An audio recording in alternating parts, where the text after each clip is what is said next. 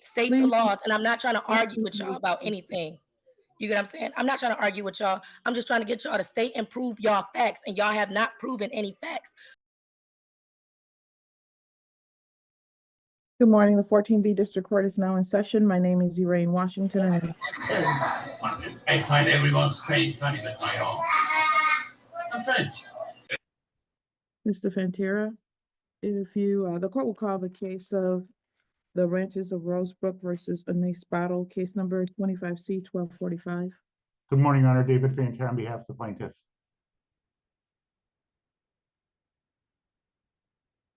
Battle, please unmute and state your name. Anais Battle, appearing especially, not generally. Thank you. All right, we're here for the continuation of the hearing today. All right, Mr. Fantera, I believe that we're in the middle of your, well, actually it was Ms. Battle's direct. Yeah, I think Ms. Battle was cross-examining Ms. Charles. That's correct. Ms. Battle, are you ready to proceed? Yes. So, Don, do you have a signed lease between me and you in this case? Yes. Did I ever waive my rights or agree to the terms in writing? What's the question? Did I ever waive any of my rights or agree to your terms in writing? Your Honor, I object. I have no idea what that means. Meaning that there are waivers inside of the lease. Your Honor, she's got a signed lease. That lease was, we moved to have that admitted last time, and it was admitted. Ms. Battle did not object. So I don't know what she's asking right now when she talks about a waiver. She signed the lease. Okay, that's fine. Are you aware of the notice of rescission that was sent? Yes. I object. Rescission, we can't go down this road again. Why are we not going down the road? Let him finish his objection, please. Okay. Your Honor, this lease, this case is not about rescission. It's about, this is a non-payment of rent, pay and stay case. The question is, how much money does she owe in order to stay in her lease? She believes, and she stated, and she was overruled by Judge Vandenberg, and I believe by you, that her belief that she rescinded her lease and therefore she gets to stay until she finds a new place is not the law, and she should not be allowed to pursue that line of questioning. This is not about rescission, which, by the way, she hasn't done anyway. All right. So your argument is that her question is not a legal question and therefore you object. It's not based upon law. It is based upon, what law is it not based upon? It's based upon common law. You have not proven or stated any laws or facts that back what you're saying. Unlike me, I have. Yeah, but you stated them all wrong. And one of the things you stated was the Magna Carta, which was from the 12th century in England. No, I stated it under common law and landlord-tenant acts. That's not, we're not under common law anymore, ma'am. And that's a part of the problem with sovereign citizens. They think they know the law when they don't.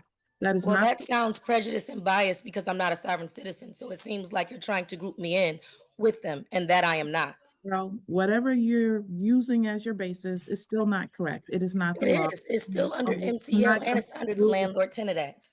Overruled. My objection is overruled, Your Honor? No, the objection is sustained. Her question that cannot be asked. So you're saying I can't ask about the contract that's in question? No, I'm saying that you have no basis for asking whether the contract was rescinded or not. Why would I not have basis for asking if the contract was rescinded? That's not the law. You don't get to unilaterally rescind anything, ma'am. Well, again, as I stated, my ruling, I'm not arguing with you anymore about it.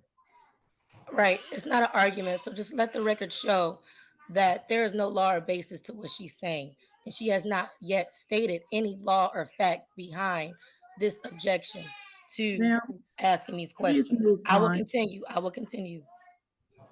Okay. Did you write me a notice to quit filing this action? A notice to quit? Yes. No. I think she's referring to a demand for possession, Dawn. A demand for possession, yes. No, a notice to quit. No. Right. Do you have proof of delivery or service of any notice to quit? No, I didn't send one. Right. Are you aware that MCL 657-16 requires a notice to quit before initiating an eviction? Your Honor, I object. I object. Miss Battle is confusing the term notice to quit with demand for possession. A notice to quit is how you start a termination of tenancy case. This case was started with a demand for possession. If Miss Battle wants to use the wrong term, she's going to get the wrong answer. The statute says that we can start a non-payment of rent case with a demand for possession, and that was issued. And if she asked that question, Ms. Charles can answer that question. Is there proof of service? Is there a proof of delivery on Battle. that demand for Miss possession? Miss Battle, can you do me a favor, please, ma'am? Yeah. Give me one moment. You cited a statute that I actually need to look up. MCL, I'm sorry. what was the statute that you cited? MCL 657.6. I mean, not 57.6, 600.5716.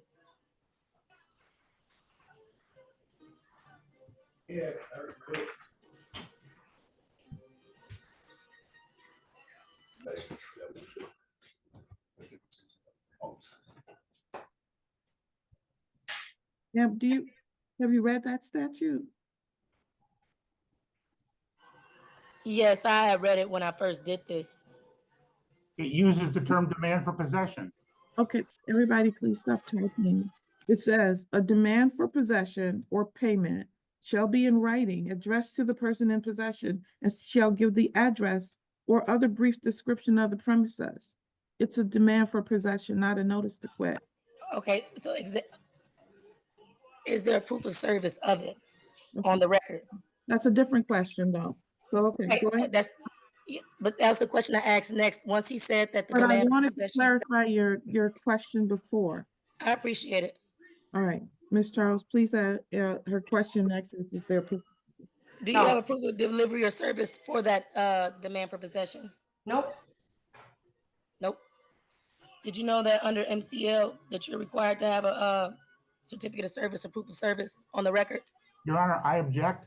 She's now, again, she's not using the statute changed 10 years ago so that you now need on a demand for possession, a certificate of service. And that's what's at the bottom of the page. If she's looking for a proof of service, meaning somebody going to the door, she's going to get the wrong answer again. The term is certificate of service. And I believe Ms. Charles will answer that question differently because there is a certificate of service at the bottom of the demand. So I would appreciate if she's going to cite statutes, she cites them correctly. Okay. That's fine. I didn't cite an exact statute, but I appreciate your objection. I just said MCL because they're both under MCLs. Both proof of service and certificate of service are both under MCL. No. All right, everybody, so let's not make my ruling. Let's just okay. All I'm trying to do is ask questions to make sure certain things are on the record. A certificate of service Okay. is not on the disposition. And just like she read on 657-16, was the property described on that disposition? Yes. Was there a description of the property? Yes. If there was a description of the property? Correct. On my copy, there is no description of the property. But let's continue. Does your company participate in HUD programs or accept federal HUD assistance? Yes. Okay. Did you provide me with grievance procedures required by HUD? Did I provide you with what?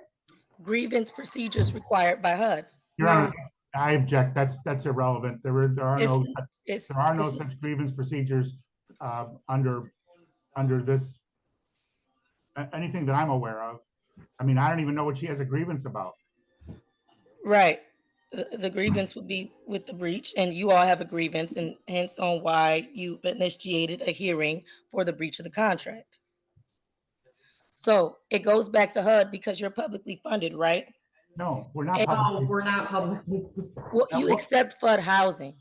You accept HUD housing and you apply and you are in compliance with HUD laws and policies, correct? Yes. Right. Okay. So if you're using, if you have HUD terms and you're Your Honor, I object. Miss Battle is taking. object to it, I didn't say anything yet. Well, I'm objecting because she asked Miss Charles a question, which was, do you get any funding from HUD? Yeah, most companies do. We do. And then she takes that and starts taking that to a next question where it says, well, when you get funding from HUD, and then she's assuming. I didn't assume anything. I asked the question. Okay, what was the question you were going to ask? I said, do you have to follow HUD's policies? That was my next And question. she said yes. Right. And then you objected after that. No, and then you started the next question. No, I started the question, but I didn't get it out my mouth Everybody, before you please objected just me. let her ask the next question, and if you have an objection, I can hear it after she finishes her question. Okay. Okay. Are you aware that before you initiate a hearing in court or the administrative process before court, you have to have an administrative hearing by a HUD administrative judge? Your Honor, I object. I'm not aware of any. Say no. I mean, that's Just not. say no because you're not aware, and that's okay to not be aware. That just means that you are not aware of the laws that govern. No, it doesn't, because This- that is not the law, ma'am. How is it? Okay. You're making. Are you aware of the requirement under 42 USC 1437 DK for federally funding or accepted landlords to resolve disputes through HUD before an eviction proceeding? Your Honor, again, I'm going to object. The fact that Ms. Charles answered the question about having a relationship with HUD doesn't mean we are a federally funded property. I didn't say that you were federally funded. So let's be clear. Just I read, said either federally funded or get federal funds, which you do if you accept Section 8 and vouchers. no, that's not true. Why is it not correct? You had to think about it.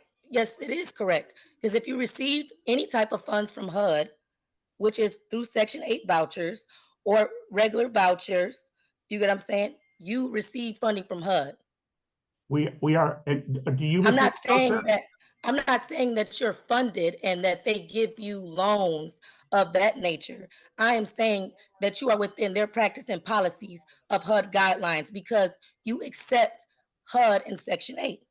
Your Honor, I object to this whole line of questioning. Ms. Battle does not receive a voucher, and so all of this questioning is. Well, it doesn't matter if I receive a voucher. It matters that you are of that type of entity that needs to go through HUD because you accept those things. So Your you Honor, agree with those terms and policies of HUD. Your Honor, she's making that up again. I'm not making that up. If you're saying that how am I making it up? It's under 42 USC 1437 DK. Battle, It's a Ms. federal Battle. registrar on it. Ms. Battle, you've made your record. My ruling is still that every entity that has to file a landlord tenant action does not have to go through that process to collect rent, ma'am. That is not how it works. Okay. Okay. You're saying that it doesn't have to, but HUD This is says that not a these are debate. the None. requirements, hence why MCL at the bottom is trying to align with HUD guidelines on the same registrar that I'm talking about. You have those codes at the bottom that match up with HUD. Move on. Okay. So, well, obviously, if I can't really get a line of questioning, I'm being objected because he feels it's not right. He is objecting with no laws or facts behind anything he's saying. He's just thinking it off the top of his head. I'm not getting a fair hearing here. Ms. Battle, move on. Move on to, okay. Do you have a copy of the court establishing jurisdiction? Who's that a question for? Dawn. My plaintiff. Your Honor, I object. I mean, the court's already said they have jurisdiction over the The property. court said that she had jurisdiction because she said so, and that's non-judicial. Okay, Ms. Battle, move on. Move on to what? It's If not I a- cannot have, this is not a fair hearing. And No, again, this is not, why you're trying to turn this into a. I'm not trying to turn it into anything. I'm just trying to so done. state the Please, laws, and I'm not trying to argue with y'all please. about anything. You get what I'm saying? I'm not trying to argue with y'all. I'm just trying to get y'all to state and prove y'all facts, and y'all have not proven any facts. But for some reason are hindering me in this proceeding. And that's why I took this case to the U.S. District Court in Eastern. That's why there's an open case right now with Okay. all of you all, because this is just not. And I told the Attorney General, and I told the IRS, and I did everything else, because at the end of the day, Battle, please all move of on. this is not I'm right. telling you And now attorney that I'm gonna grievances. be filing criminal proceedings against you for all these frivolous things that you're filing against me. So If you please feel that move it's on. frivolous, that's fine. But it's not. My Well, rights this is and what the my Attorney rights are General not said. frivolous. Please move on.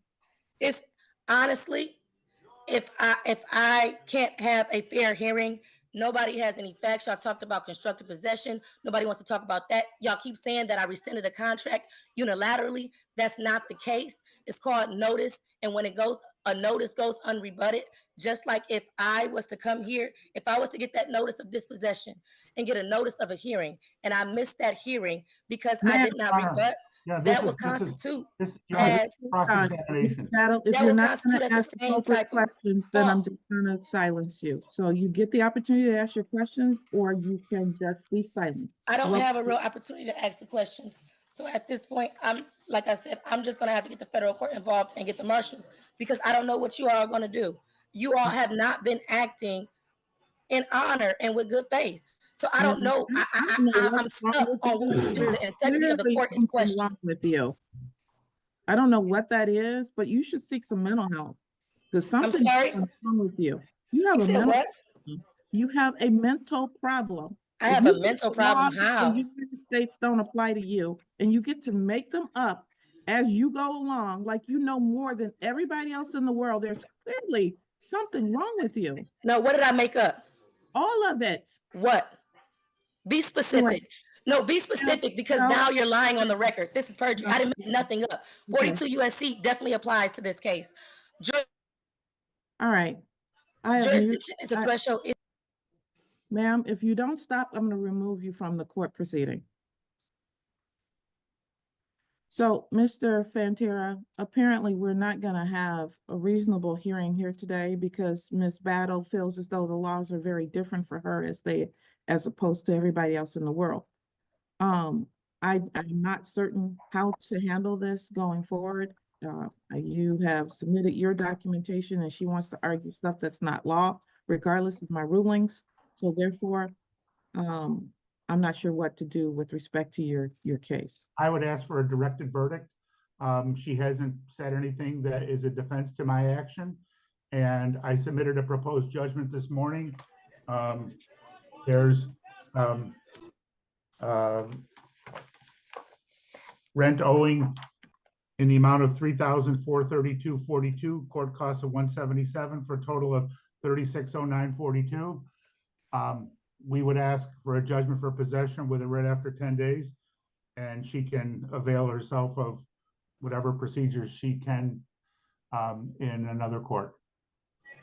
So you're saying that none of my objections is valid towards your claim. So having a valid contract is not an objection. Oh, because you're saying that because a notice was given and unrebutted, it's not of law. That's what you're saying, right? Yes, that's not the law. It is. It's the law. It's Wells versus Zendaya of Michigan. It is. It's All right. backed in case law. And y'all keep Ma'am. it's okay. Because he can talk, but I can't talk. Ma'am, you've argued that over and over, and I've ruled that it's not. You can file your appeals, file all the things you're filing, but when you file false liens against people, that is a crime. It's not a false lien. You got defaulted on a private side, and you know that. Okay, whatever. All right, Yeah, so okay. what I'm going to do is grant your judgment in this particular case, because I've given her an opportunity to present defenses that are real, and she has refused to do that. I didn't refuse to repent defenses. You didn't ask me about my piece of the case. I only got to cross-examine. You didn't ask me about my defenses. What are your defenses, ma'am? And rescission is not one. I've ruled that it's not. I'm sorry. I know you heard me. No, I didn't. You said, what are your defenses? And I didn't hear the ruled last that piece. your rescission is not a defense. Okay, that's fine. That is your defense. Right, because, you know, threshold matters are not an issue. But again, like I said, the fundamental objections and a counterclaim, object to the subject matter jurisdiction. You all accept and receive housing funds, making the Your Honor, subject we're matter. going down the same road. Okay, listen, Let stop. this I didn't cut you off. stop. I didn't I've cut y'all said off. You it's just asked not. me what my defense was. And All right, I'm done. wow. You're asking me what my defense is. I can't. Take her out. I've asked her 3 times to stop this. All right, I'm gonna grant your judgment in this particular case. Your Honor, are you gonna check the box after hearing? Yes, Thank you. thank you. I'm sorry. Thank you, you had to Judge go- Washington. I'm Thank sorry you. you had to go through that. All right, thank you. Thanks. Appreciate it. Bye. Bye.